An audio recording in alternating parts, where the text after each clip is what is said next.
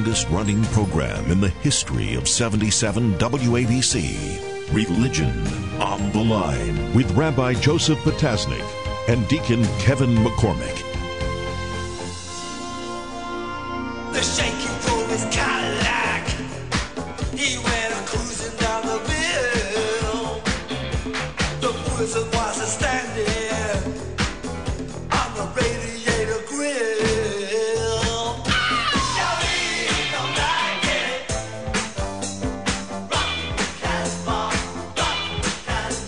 Welcome back to Religion Online. I'm Rabbi Joseph Potasnik. I'm Deacon Kevin McCormick. It's interesting. I was talking with Alan Abramson last night, and I told him that Dr. M. Zuhdi Jasser would be a guest on the program. He says, you know, I'm going to wake my daughter.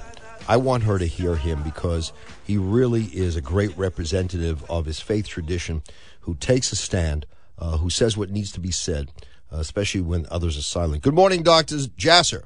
Good morning. It's always great to be with you. Thanks. Let me tell people you're the founder and president of the American Islamic Forum for Democracy. So, a few weeks ago, Malala, this young, courageous woman from Pakistan who was shot in the face for daring to advocate on behalf of education for women, was in New York, received great commendation, and deservedly so. And my question to you is one that you've heard so many times. You know, we had Jews there and Christians there applauding her. Why wasn't there an outpouring from the Muslim community for Malala? Here is someone who represents the best. And you would think she would be surrounded by a number of the organizations that speak periodically or regularly when there's something wrong. Why not speak when there's something right?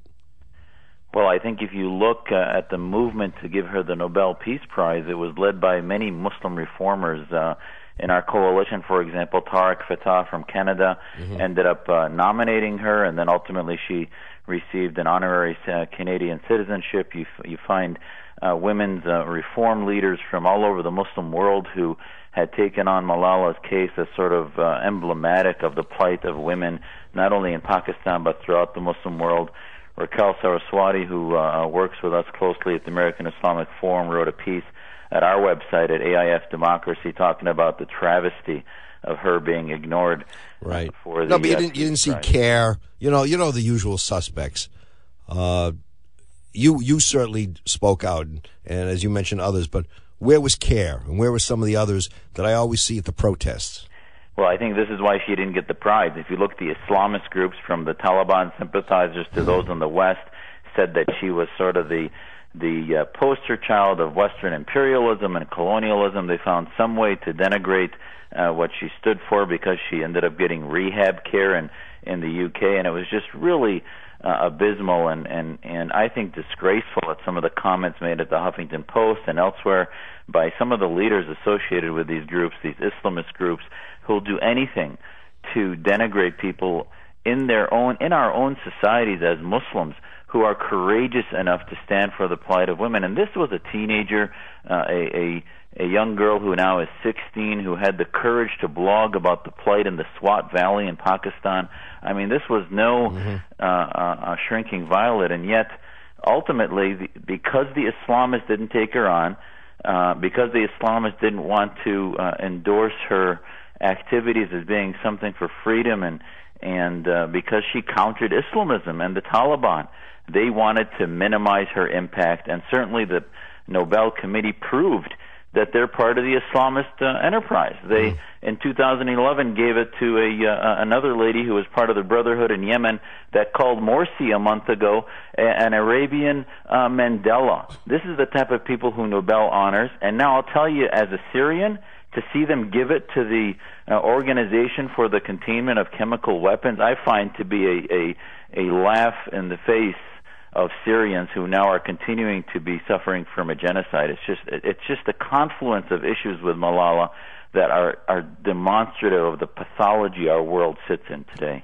Pathology is such a great phrase for this. We're speaking with Dr. M. Zuhdi Jasser, who's the founder and the president of the American Islamic Forum for Democracy. And we're talking about Malala, who is she's known by her first name now. You know, it's like she's gone beyond that. Malala. And just a little background on this is that she was blogging. She was asking for education. She was on a bus one of these thugs is actually a compliment to call them. One of these animals came on, wanted to know who she was, and if she didn't say who she was, he was going to kill everybody on the bus. He shoots her virtually point blank. And I don't know if Muslims believe in miracles the way Christians, or I don't know if Jews believe in miracles the way Christians do. But man, I'm telling you, fellas, if we didn't believe in miracles, we wouldn't still be here. I'm telling you, if that's not a miracle, that what this poor young girl, I mean, she's 16, by the way, she's a baby. What she's guilty of is asking to learn. It's so true, and you see. We do, as Muslims, we do believe that there is a divine plan in the world, and ultimately we try to continue to live a righteous, moral life, and Malala is one of those who will be known in history as having done that and being a good example for all women and all humanity. And I think ultimately the Islamists will lose.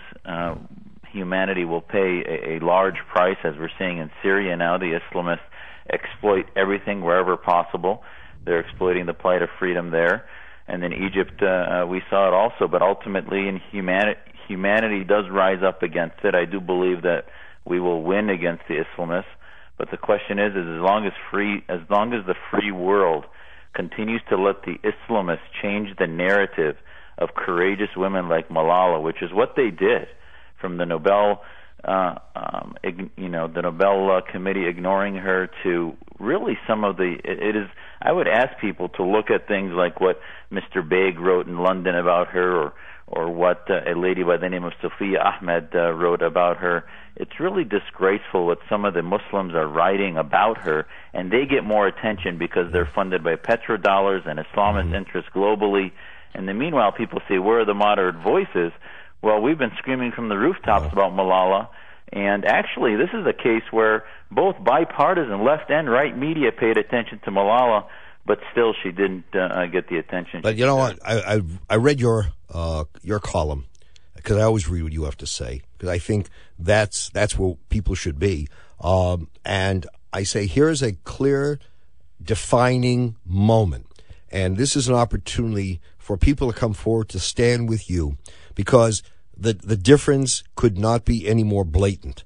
And I think if we're going to see the defeat of the Islamists, then the time has come to stop sitting in the back, as some people have done, to stop applauding you from, the rear, as some have done, but to stand shoulder to shoulder with you and say, this is who we are, this is the coalition, this is where we're going to be. Because otherwise, we're going to continue to talk about, the same thing again and again. But I think you and others heroically have championed the cause that others need to support. Well, thank you. And it's really not only our work, but we try to lift up the work of people truly on the front lines in Afghanistan and Pakistan and Syria and elsewhere like Malala. And to not see our president use the bully pulpit to mention her name at all, and yet continue to basically pat himself on the back for another surrogate peace prize, which is really nothing more than a distraction in war, which is what the movement of chemical depots is all about, as Assad's army continues to inflict the genocide. I mean, this is just very saddening that we have such an opportunity where she would epitomize for the White House, represent the battle for the soul of Islam, as my book talks about, and really the greatest threat in the 21st century, and you get crickets from Washington. You wonder why she was not invited to speak to Congress. There is someone who should stand up, talk to Congress, because there's a need for this bipartisanship, as you indicated earlier. What, better cause than someone who advocates education for women? The thought that a book is threatening to others is something we cannot tolerate. So the ability to read a book. We lost. So we lost an opportunity there. Let's talk about Syria for a minute. I have to believe if you're Assad, you're sitting there and saying, I'm in power. I use chemical weapons. I'll get rid of some if they, if they really hold my feet to the fire, so to speak. But he's got to. What's the message being sent to the world by the way we've handled the Syrian crisis? We'll read the front pages of the Syrian newspapers that he prints for his propaganda. He's saying that he played the West for fools, that he and his friend Putin have been dancing circles around the weakening West, and that Obama and the presidency of the United States have never been weaker.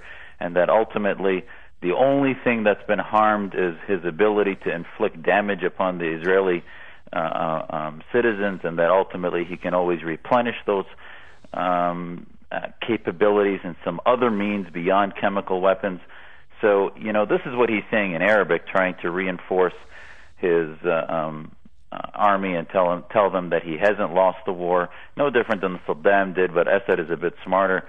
So, really we find ourselves, it'd be no different than if at the time of World War II, Hitler said, okay, I'll turn over the gas chambers if you guys just sort of leave me alone. And meanwhile, he continues to inflict the genocide and Holocaust that he did. And this is really what's happening. I mean, the moral question in Syria is really, aside from my own family being miles away from the chemical attacks that have happened, and obviously my personal attachment to Syria, is the world really going to allow this to continue, and the moral question of what's happening in Syria to continue without any action whatsoever? And I just can't fathom that this continues to happen.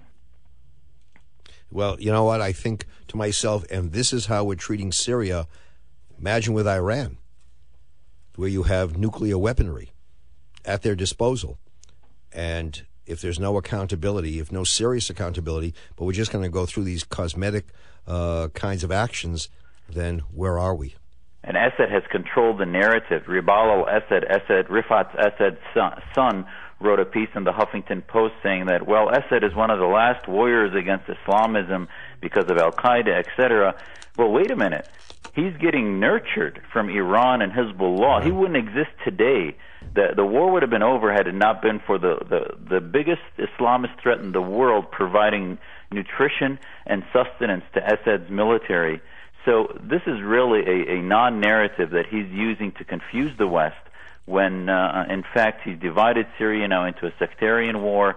And until we figure out a strategy in Syria and the whole Middle East, we're going to continue to see that vacuum filled by the worst players in the world, and eventually we're going to get dragged into a military conflict when we could have been much more effective had we had a strategy for liberty, rather than currently the strategy is what I would call a Darwin strategy of the worst surviving. And then you read the Times and other publications, Netanyahu was vilified for being harsh, and Rouhani of Iran is treated as, a figure willing to cooperate, and to negotiate. And no one is saying that you don't exhaust diplomacy, but you got to be very, very careful. Somebody once said you have before verify, distrust and verify. Don't trust and verify. Distrust. And as they're fiddling, one of the most ancient, probably the most ancient Christian community, the Syrian community, Christian community, is dissolving before our eyes. Yeah. This is I think it's the oldest liturgy known in the Christian faith, and it's dissolving. It's disappearing. Dr. Jasser, before we let you go, people are saying, I want to support the cause. What do they do? Our website is aifdemocracy.org, aifdemocracy.org. Reach out to us and help us connect with other like-minded Muslim and non-Muslim groups to get the word out and build a larger platform. All right. Always an honor to have you with us. Thank you. Thank you so much. Anytime. Dr. M. Zuhdi Jasser, founder and president of the American Islamic Forum for Democracy.